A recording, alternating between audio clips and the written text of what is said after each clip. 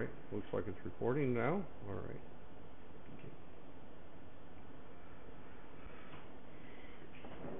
Okay, let's,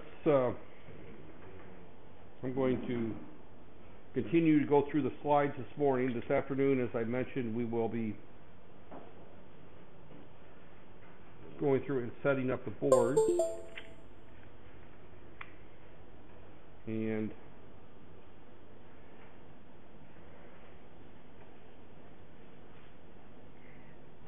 slideshow from current slide. Okay.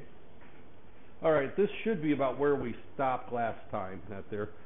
Sometimes I overlap these. I don't remember where I stopped or didn't start that there. But, okay, I know that we covered this, that there, but just kind of quick there. Remember, we have a bit is a single 1 or 0. A nibble is 4 bits. A byte is 2 nibbles, or 8 bits. And a word is 2 bytes, or 16 bits. And then you also have a double word, which is not on this slide, which is 32 bits right there. We will not be using anything beyond 16 bits in this class. But most modern processors out today are 32-bit as far as microcontrollers. Most of the ARM processors that you'll see that are used like in cell phones or tablet PCs, those types of things, those are typically 32-bit processors. A lot of the microcontrollers that are being used today are 32-bit microcontrollers, the ARM processors. And then most desktop computers, when you look at either the AMD or the Intel processors, are 64-bit processors. So those are using quad words up there.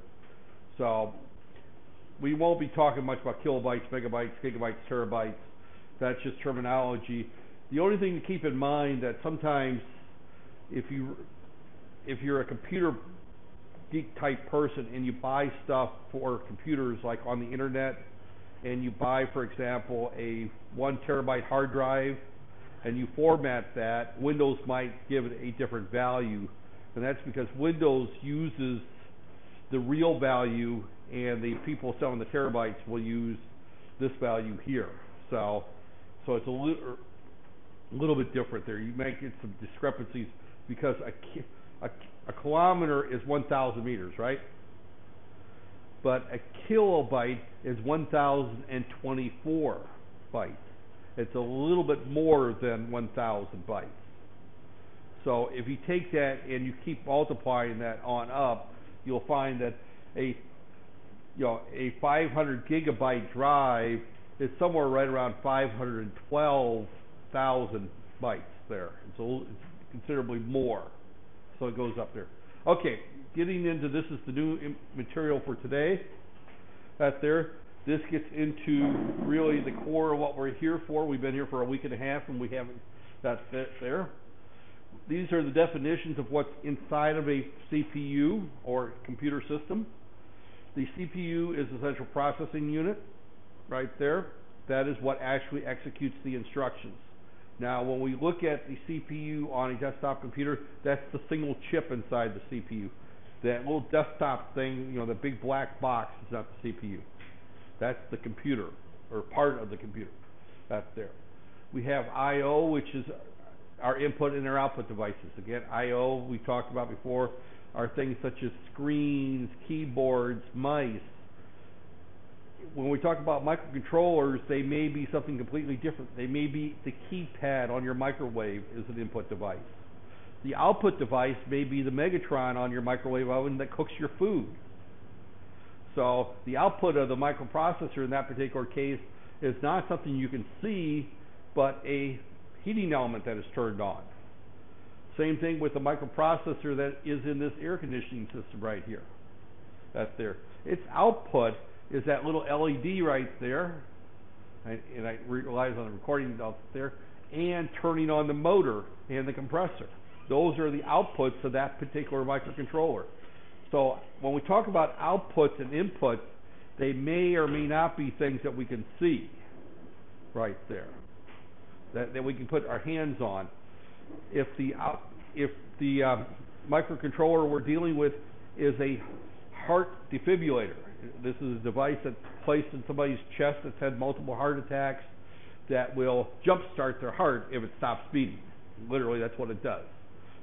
It senses the heart the heartbeat, that they're continuously. If it sees that the heart is no longer beating, it gives the heart a jolt of electricity like you see on TV with the paddles, only they built that into the person's chest in order to kickstart their heart. That's there. The output is actually the pedals, the electrodes planted in the heart to get the heart started again. The inputs are the sensors that are monitoring the heart rate. So inputs and output devices are not necessarily things that we see when we talk about embedded systems. Now, everyone in this room is in an electrical engineering program, which is kind of a different type of program than I'm used to. In the U.S., most of our programs are electrical and electronics combined. That's there. And we don't have an electrical power four-year degree. We normally don't combine that there. So you get a degree in electrical engineering, and you can either go into the microprocessor world or the digital world. You can design radios, or you can go to work for power plants. That's there. If your area is mostly power plants and industrial applications, which your degrees are leaning more towards, you're going to see far more microcontroller applications than microprocessor applications. And the reason I say that is because microprocessors are used predominantly in either very data-intensive type embedded systems. And when I say data-intensive type systems, I'm talking about the flight control computer in a 747 jet, an aircraft. The systems in a satellite, for example, that they're the communication systems. These types of things that process a lot of data, these are going to use microprocessors. You're not going to see that in a power plant typically. You're going to more likely see relatively small embedded systems that use either ARM processors, 8051s, or PICs even, that do things like monitoring the current going into various areas. So you're going to see more systems that the I/O is not a computer screen. Right there. The output of your system may be a series of breakers to take a circuit offline in case there's a power surge in that area. So when we look at output. Memory, we have two types of memory we're going to look at, and these all follow, by the way, these questions will fall on the final exam, that there. We have two types of memory. I do not like the names that are used for these, and I'll explain to you why I don't like the names. Random access memory means that I can randomly access any location in memory by simply placing the address I want to access on the bus and read that memory location or write to that memory location. There used to be another type of memory that you don't see much anymore, and that was called sequential access memory. Sequential access memory means that you start at the beginning and you have to read till you find the data, and skip through that part, and then you read the data you want, and then you rewind it back. Sequential access memory was typically a tape. Now, everybody here has watched movies. I know that none of you were around when these computers were out. But you see the movies with the great big 10-inch reels of tape. They go back and forth in computers, right? Ever see those on the movies? No, you've never seen those? You only watch new movies then, huh? They're on 50, 60, at least 50 movies I've watched where they show great big computers that were the size of this cabinet here or a refrigerator, and they have reels of tapes in the top of the computers. And the tapes are moving back and forth. That there. Now you know what I'm talking about. Those were sequential access memories right there.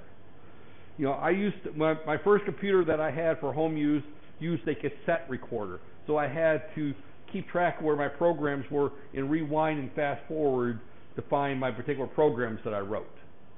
Those were sequential access. In other words, I had to go to a particular place on the tape and read each location on the tape individually, sequentially access.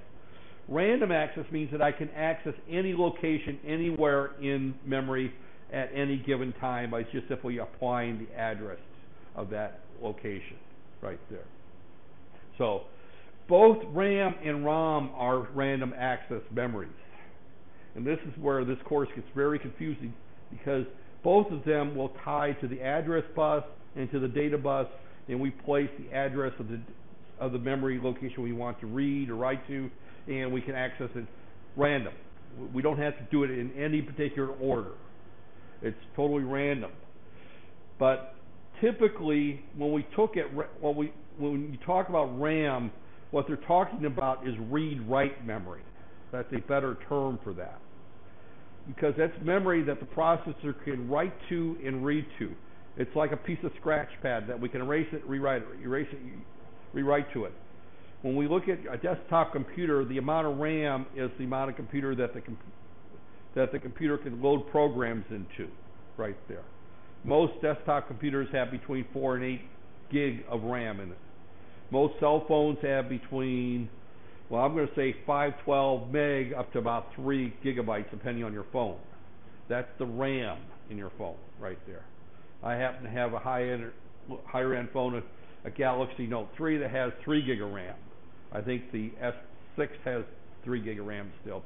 The iPhone, I think, has 1 gig of RAM, right there. The iPhone actually has worse specs than the Galaxy, but they do some things in software to make that there. So, but RAM is a read-write memory. We can read to it and we can write to it. ROM is read-only memory. That name actually makes sense. ROM makes sense right there. That's there. It's also non-volatile. That means once we write to it, that data stays there until we erase it and reprogram it. And erasing it and reprogramming it is a hassle, to say the least, right there. In our case, we can do it very easily because this little device here does our reprograms. This is our programmer. This reprograms the ROM on our boards right there, the little programming module.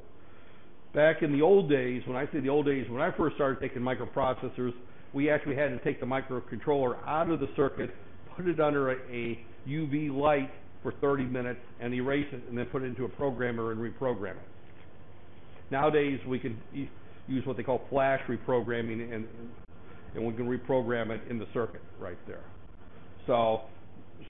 But that there. On a computer system, there's something called the BIOS, basic input-output system, that's stored in ROM on your motherboard, right there. That's stored on ROM. That's the ROM. Most desktop systems have far more RAM than ROM. Most embedded systems have far more ROM than RAM. That's one of the differences right there. So when we look at the differences, and we'll see that later on up there. So we have basically 3 parts there. So this is what a typical computer desktop system looks like. Right there. Again, I don't know if I've gone through the slide or not. I repeat slides simply because I don't remember it. 2 is I don't think it hurts to repeat some of the slides. That there. Given a choice, I would cover each lecture twice, just simply to make sure it sinks in. That's it. Okay, what we see on the left, we have the CPU. That's there. That's our CPU right there. We have internal to our system, we have RAM chips. Now, when we look at a desktop computer, such as what's sitting underneath by both all your feet there, or what's sitting there on that there, it's basically, they're usually in sticks that we stick them in the board, right, into the motherboard. That's there. And most desktop computers, you can buy 1 gig sticks, 2 gig sticks, 4 gig sticks, up to 8 gig sticks. I think one stick has 816 gig by 8, right there. Yeah. On a motherboard, there's some of the newer motherboards will take up to 128 gig. The latest one, yeah. The most common one that you can afford is probably 16 to 32. Yeah. I mean, when I say you can afford, maybe your parents can afford. I don't know how much money you got in your bank account, but to buy one that'll take 128 gig of RAM, you're talking probably 1,500 to 2,000 ringgits just for the motherboard. And then you're talking the memory itself is very expensive. That's there. I personally have in my home system that I use to encode these videos and various other things. I have 32 gig in that one. 32 gig. To be honest, when you talk about a desktop system, memory is one of those things that you can add so much, but the amount of speed you get and the returns you get back from adding more memory diminishes relatively quickly. If you have a laptop computer, an older laptop computer that has 1 gig of RAM in it, for example, and you double that memory to 2 gig, you're going to think you bought a brand new computer. That thing is going to run so much faster. It's going to be like night and day. You double it to 4 gig, it's going to run quite a bit faster again. You're going to see a speed difference. Maybe not quite as much. Yeah.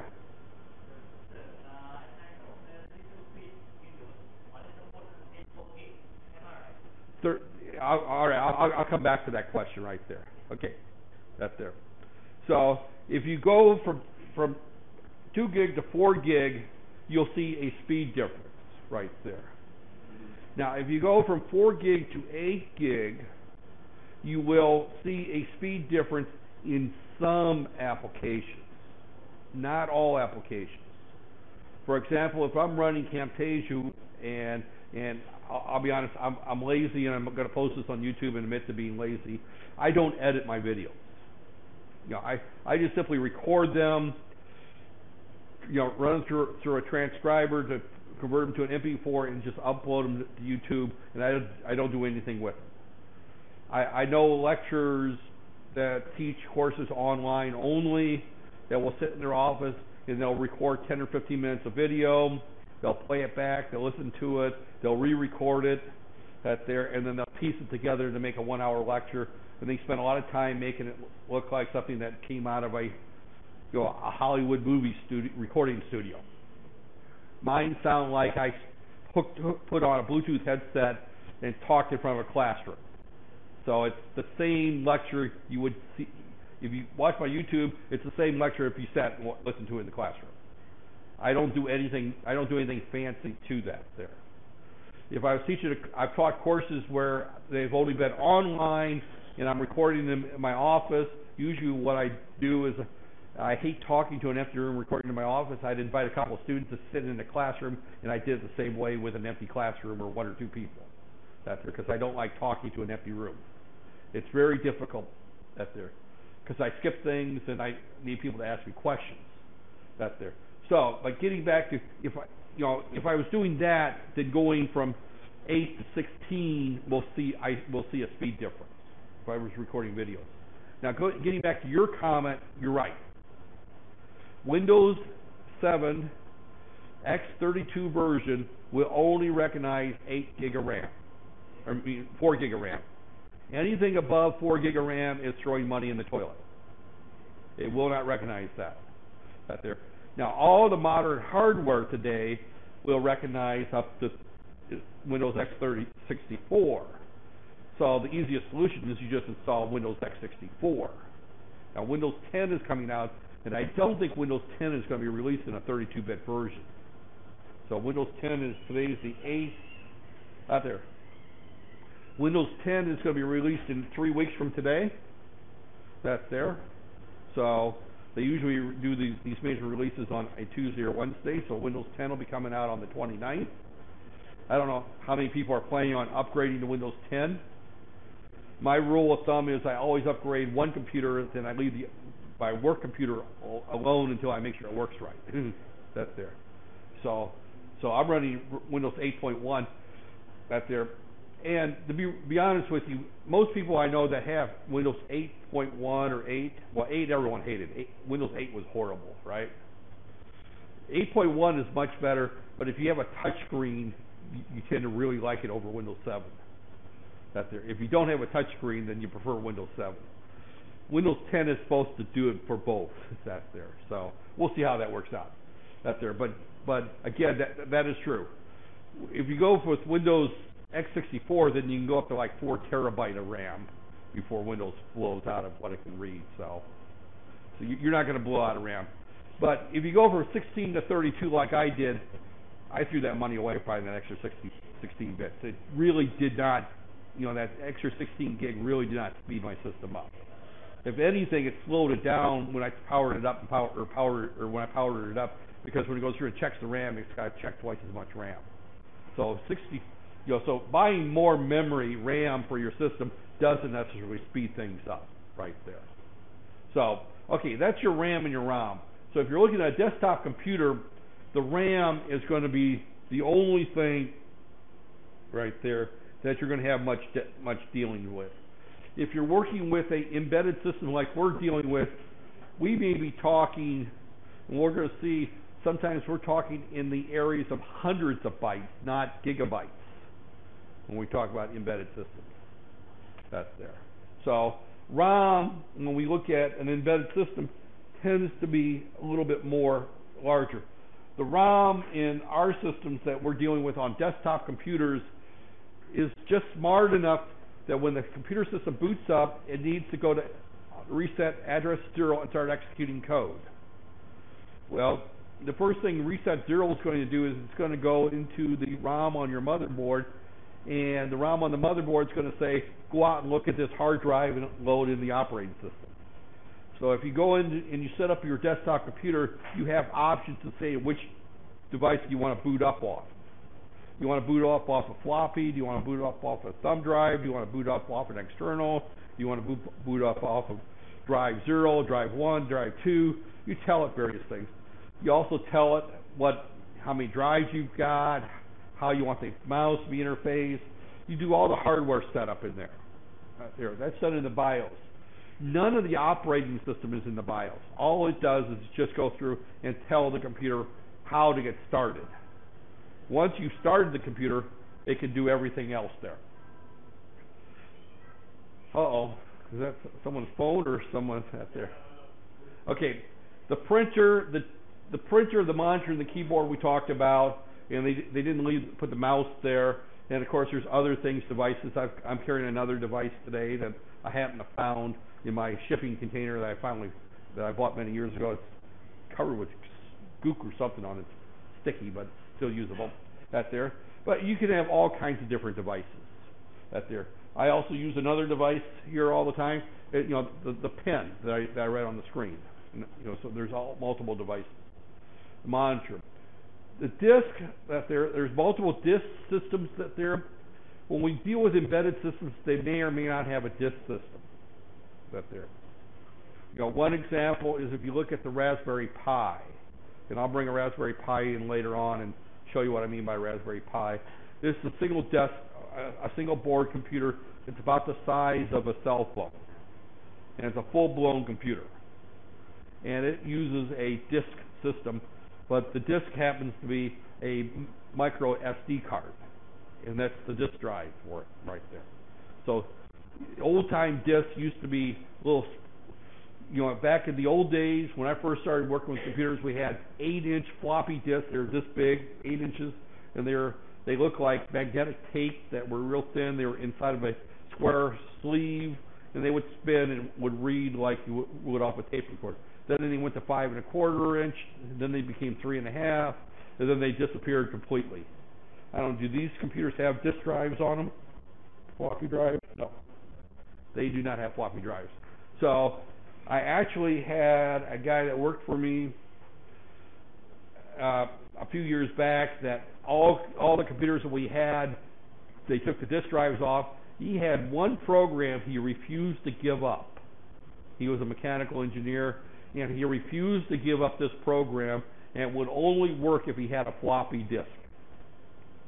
So we had to go out and find a USB floppy disk for him to use right there. The disk, so when we look at disks today, we're talking three different types of disks essentially.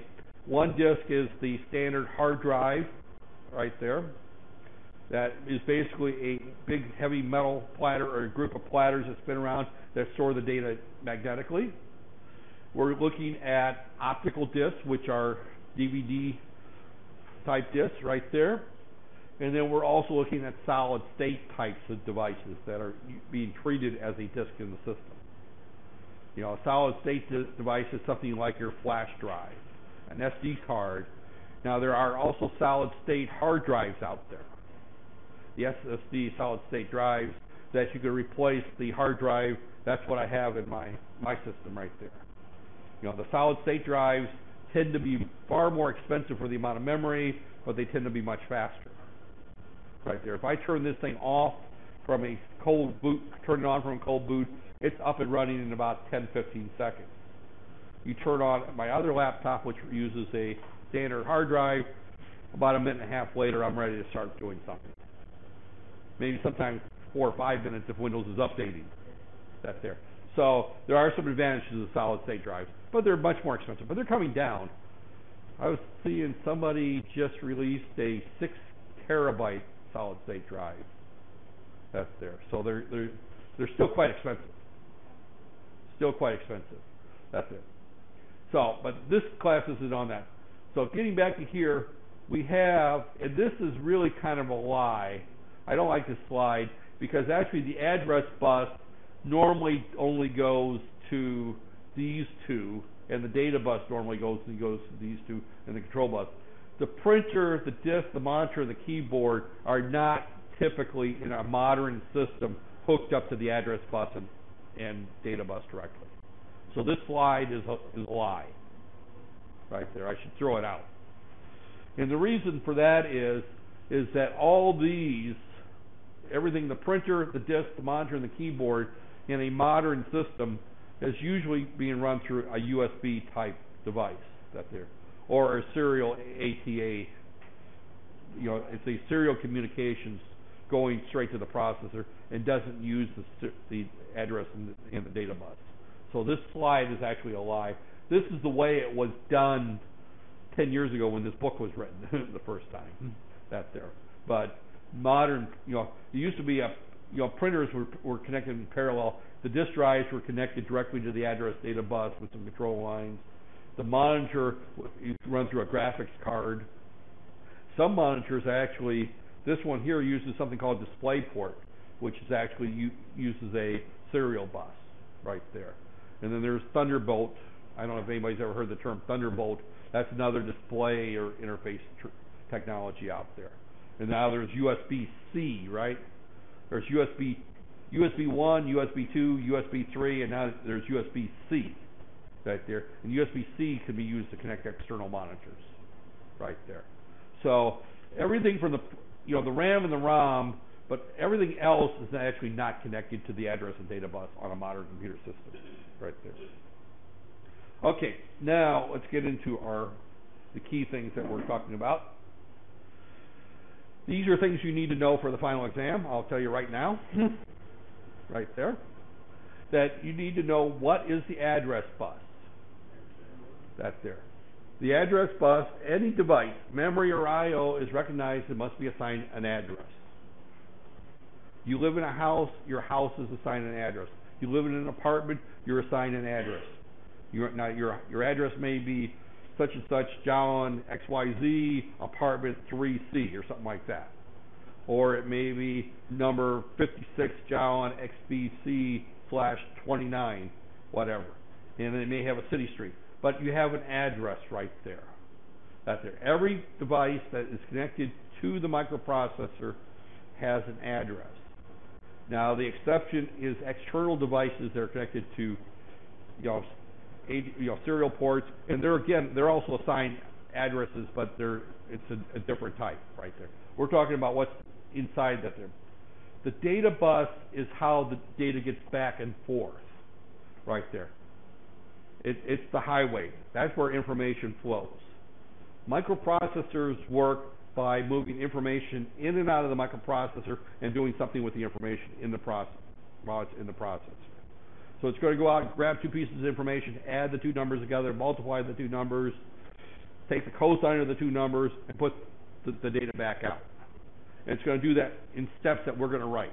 The code is the steps that we're going to do that. So when we look at what happens is we got the address bus that tells that we have to specify what memory location we want to talk to, and then it's going to put the data on the data bus right there. So we got the address bus is who we're talking to, the data bus is what we're saying right there. We also have the control bus that tells us Are we talking to an input-output device, or are we going to be writing to memory or reading from memory? So that controls the direction. It's the stoplights. Which way are we going? Is the data going from the microprocessor out to memory, or is it going from memory back to the processor? Is this a read operation or a write operation? Am I turning a motor on, or am I reading a sensor? That's there. The sensor location is defined by the I/O address of that sensor, but the data has to be placed on the data bus. So the data is how everything gets through. So we have 3 buses that we look at there. And right there. So general rules, the larger the data bus, and this is poor graphics. I stole this from someone whose language was not English. That's there. But the larger the data bus, the better the CPU. If you have a 8-lane highway, it can move 4 times as many cars as a 2-lane highway. Right there. A 64-bit bus can move 8 times as many cars as an 8-bit bus or data. Now, not all programs will use all 64 bits of the data bus at a time. One particular example, you brought it up, and I'm glad you brought it up, is if you run Windows X32, it actually modifies all the programs to where they only use 32 bits at a time. So if you have a 64-bit microprocessor and 64-bit memory, you're only using half of it. So Windows X32 is considerably slower on many applications. Other applications, because they want to run on Windows X32, they will deliberately only use 32 bits of data. They won't use 64-bit data. So it's one of those cases that the software hasn't kept up with the hardware in some cases, right there. There are some programs that have 32-bit versions and 64-bit versions. That's there. If you have Windows x64 and a 64-bit microprocessor, you're going to want to use the 64-bit version. If you're running Windows X32, which I don't know why anybody would, unless they've got a very old computer. And I think you got to go back to one of the early Pentiums for a 32-bit microprocessor. That's there, but you have to, they keep those around for legacy. They call them legacy, older systems. That's there. Eventually, those are all going to disappear. That's there. Eventually, they're going to disappear, and everybody's going to be on a Windows x64 version, and all the applications be written for x64 systems. But things in the microprocessor world move very slowly because of things typically around. And then you got to remember, a lot of this is driven by the U.S., and the U.S. is a slow-moving country when it comes to change. The U.S. has been wanting to change to the metric system for the last 50 years. When I was a kid, I kept hearing the U.S. is going to change to the metric system. Every time they talk about changing to the metric systems, every company that makes wrenches, tools, rulers, whatever, starts screaming that it's going to be too expensive. Communities are complaining about how much it's going to cost to change all the road signs. Automobile manufacturers are complaining about how much it's going to cost to put new speedometers in cars and how expensive it's going to be. So 50 years later, the U.S. still doesn't use the metric system.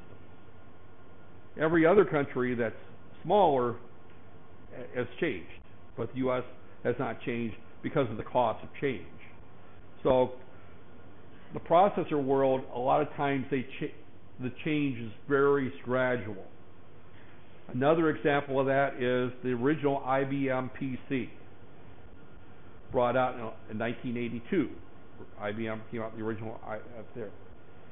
Intel released a microprocessor called the 8086, which is the one that this course used to be taught on, the 8086, and that was released back in 1979, 1980. It was a 16-bit microprocessor. However, up until the 8086, all microprocessors were 8 bits. So all the external chips were 8 bits. All the I/O chips were 8 bits.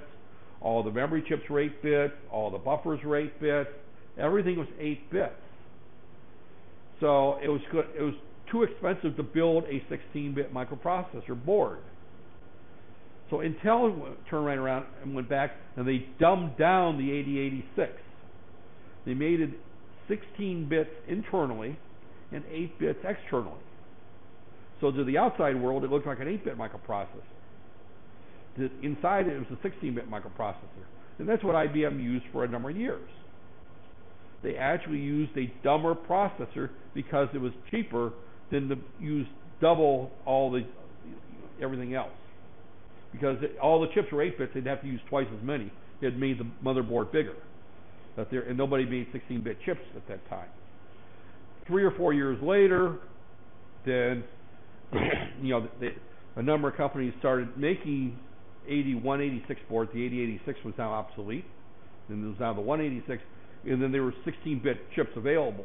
But initially, the IBM PC was an 8-bit processor external, 16-bit internal, because the hardware had not caught up yet. When Bill Gates wrote the initial operating system for Windows, or not Windows, DOS, now I'm really showing DOS is something that's called disk operating system. It was before Windows. When the IBM PC came out, they couldn't get an operating system to work. Bill Gates had one that he wrote for the 8085 and Z80, but the Z80 would only access 64K of RAM, along with the 8085. So for many, many years, DOS would only access 64K of RAM. That's the most you could put into an IBM machine that ran DOS. Later they upped it up to 640K. They added a zero, but it took time before these things happened out there. So when we start looking at 32-bit versus 64-bit operating systems, the 64 bits are going to be the standard. So far, I've not heard of anybody coming out with a 128-bit operating system. And the reason is I don't think there's a need for it. Desktop computers are as fast as they need to be for most people. The goal, what we've seen over the last 20 years, or actually I'll say the last 10 years, is not larger and faster computers. What we've seen are smaller computers, more mobile computers. Tablet PCs are now selling more than desktops and laptops. Right there. Things like, I use a Microsoft Surface, the convertible computers out there, the Galaxy Tabs, right there. Those are now selling faster out there. What was I reading something last night that 4 out of 10 employees for companies are now using a tablet for their primary computer system. That's there. I did some teaching online for another university where I had to log online, 3-4 times a week and grade homework and that kind of stuff. That's there. I did that for probably a month or two when I was on sabbatical last year, just using my tablet. I didn't even bother bringing out my laptop. So we're seeing that desktop computers are actually starting to disappear. I'm old school. I still have a desktop computer because I like the big 20-inch monitors. That there. Actually, back in the States, I had a 27-inch iMac, and I'm not a Mac person, but I will say that Apple makes some of the best-looking displays on the planet. That iMac display was unbelievable, and they make a 5K 27-inch now. That's, I guess, really unbelievable. So, all right. So the data bus is basically the larger it is, the more expensive, the faster the computer is. They vary between 8 and 64. They're bidirectional, and again, the processing speed. Now, later on, we're going to be talking about this is all relative. That's there. It depends when you're in the microcontroller realm. Sometimes you don't want a fast computer. You want something that's cheap, small, power efficient. That's there. If you're talking about something to play video games on in the hostel, and I think you're a gamer the way you ask some questions. If you're a video game player, you want the fastest, baddest computer you're going to get, right? Because video game processing does does more math calculations than anything else. Those 3D graphics are just linear algebra being slammed against the wall. I mean, you're doing a lot of very intense mathematical operations that they're running those graphics. So computer graphics for games is probably the highest demand on a computer system out there. Much more so than flying somebody in outer space. It takes less computing power to ship a man from Earth to the moon than it does to play a video game. Video games out there. Same thing with the 4K movies are going to be coming out right there. They've got the 4K monitors that have got very super high resolution monitors. Those videos are going to be coming out, and people are going to want to watch those out there. So if you watch movies, for example, that there, I tend to, I got a large LCD display that I got a computer plugged into that I watch TV shows off the internet. Again, those require some processing power. So that there, but processing that there, the number of address buses that there is the larger that there. This is a function here. There's this little formula right here to the x. You need to know that formula. We'll be talking more about that. That's how large the address is going to be. The original IBM PC came out with 24 address lines right there. For 20, the next generation came out with 24, and I have no idea how many lines they've got now, but they're not there. So typically most microcontrollers have 16 address lines right there. So 10 to the 24 was what the 186 came out with right there. So again, that's the larger the address line. Now sometimes we share those. The address bus is unidirectional. That is one of the key questions right there. Is which buses are unidirectional and which ones are bidirectional. The address bus, the only person who talks to that bus is the microprocessor. The data bus, everybody can talk to at different times. But the microprocessor is in control of who talks to it by using the control bus. Now we're going to be spending some time looking at these right there. So for the CPU to process information, it has to be stored in either RAM or ROM right there. So this is just general information. ROM stores things that are fixed and permanent. Table is your initialization program. If you're talking a desktop computer, this is the table. If you're talking an embedded system, ROM is where probably your primary program is stored right there. So for example, my heart defibrillator, the heart defibrillator, the code to run that is going to be stored in ROM in that device. It's going to be permanently there. And RAM is just going to be used for scratchpad. I would have a very small amount out there. Same thing with a gasoline pump. If I'm pumping petrol at a petrol station, that there, you've got your inputs. It's the card reader, the person inside.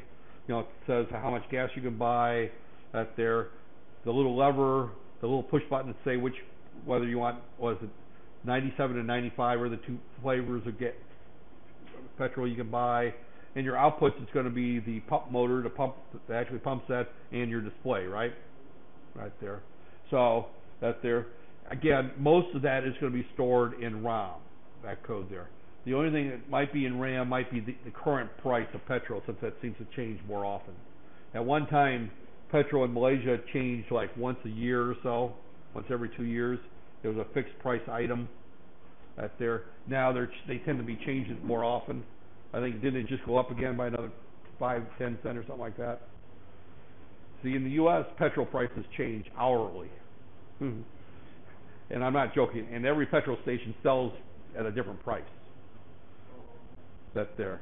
I mean, it's a free market. It's not a fixed price controlled item. So whatever, if I own a gas station on this corner and this is a busy corner and there's a lot of traffic, and I can get away with charging $4 a gallon, and my buddy down the road who's a little bit off the main drag, doesn't have much traffic, he can only charge $3.75 a gallon because people don't go by. They have to go out of their way to buy petrol at his station right there. I'm listening to the news. All of a sudden, I hear something about some war started in some some country that produces oil down in Venezuela. There's a military coup that's overthrown the government. All of a sudden they think that there might be a shortage. They go out and they raise the price. I mean, I've seen gas prices double in a 1 hour period. One example was right after 9/11 that the price of gasoline went from $2 over $5 a gallon by the end of the day, because there was this anticipation that there would be a shortage. There was never a shortage. It was all pure profit for the gas stations, but they used it as an excuse to raise the price. That's there. Here, of course, gasoline is fixed by the government and it's fixed up there. But again, gasoline prices is something you would probably store in RAM. That's there. So RAM, that's there. Again, RAM is typically what you're going to find more often on a desktop computer, the opposite on up there. Now we're getting into the registers right there, and I'm probably going to talk just a little bit more, then I'm going to take a break, and we're going to come back at 2 o'clock. We come back, right? That's there. And I did mention today at 2 o'clock, I'm not going to stick around very long. All we're going to do is go through and set up, run Blinky right there. Okay. CPUs have registers. These are internal to the microprocessor on both a microcontroller or microprocessor. That's there. The internal structure of the CPU is important if you're programming in assembler especially. It's not so important if you're programming in a language such as C, because the compiler will take care of that. That's there. So you try to use the internal registers as much as possible if you're doing things, because the registers are internal to the CPU and it's faster to move things in and out. Anytime you stay on a single piece of silicon, things speed up. Now that's a little bit different when we talk about microcontrollers, because there everything is on the CPU, on the same piece of silicon. That's there. So when we look at a typical, and this is microprocessor XYZ, this is not any particular processor, what we find is that we've got the arithmetic logic unit. That's what actually does everything. It actually does just adding, subtracting, multiply, divide. It does moves, various things like that. We've got some internal up there. We've got our program counter that keeps track of where we're at in our code, right there. We've got our instruction register that contains our next instruction that's going to be operated, whether it's a move or add or whatever. Up there, we're going to be looking at these instructions. We've got our instruction decoder, timing, and control. This is a digital circuit that goes through and looks at the instruction and says, what do we need to do? Right there. We have our data bus that goes to the outside processor. We have our internal registers. We also have a group of flags. And these flags basically tell us various things about the previous operation. Did we have an overflow? Was the result of the previous operation a 0? Certain things that we can tell. And we can use those flags to determine whether or not we do certain things. So a certain number of instructions reside on those up there. So again, the ALU performs up there. It add, multiply, divide, and or not. Program counter just points to the instruction, next instruction. The decoder interprets it right there. So here's an example right there. It's not a very good one. This particular processor has 4 registers, A, B, C, and D. 8-bit data bus, 16-bit right there. If it has 16 bits of data bus, means that we can have addresses between 0000 and FFFF, or 64K of data, or of address in there. So if the code is B0 is to move a value up there, and the value we want to move is 04, we would just simply add some performance but 21 in the register, then add the numbers. We'll see better examples of that. We'll come up with some better examples with the processor. I think I'm going to stop here, and the reason I'm stopping here is because My headphone